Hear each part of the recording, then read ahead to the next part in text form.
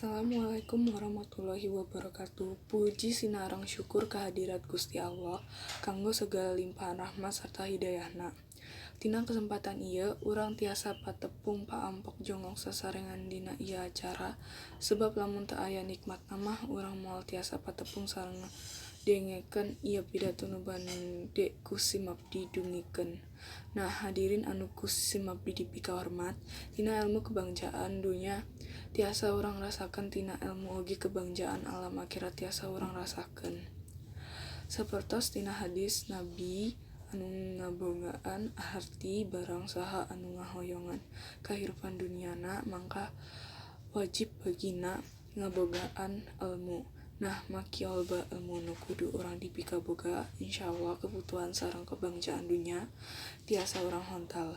Kitu oge sami pengharepan urang kana kebangsaan akhirat oge insyaallah tiasa urang rasakeun. Ku kituna para hadirin sakalian, janten nungtut ilmu teh kedah diutamakeun. Komo deui pikeun-pikeun siswa-siswi anu calik di bangku sakola. Teu aya alasan kanggo urang malas-malasan tina diajar. Sebab diajar atawa nuntut ilmu teh nyaeta hiji kewajiban pikeun urang sarerea. Rek kumaha oge mangsa kaharepna bangsa ieu teh aya di pundak urang salaku generasi ngora. Ku kituna urang kudu bener-bener diajar pikeun angan ilmu nepi ka sajero-jerona.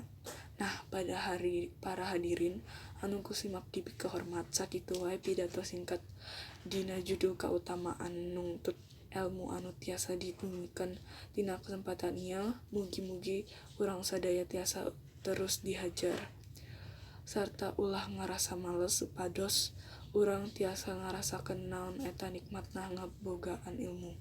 Panutup ti Simabdi mugias ulasan singkat ieu tiasa ngingatkeun urang sadaya pikeun pentingna urang kana menuntut ilmu teh.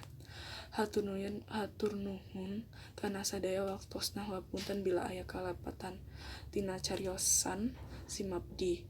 Wassalamualaikum warahmatullahi wabarakatuh.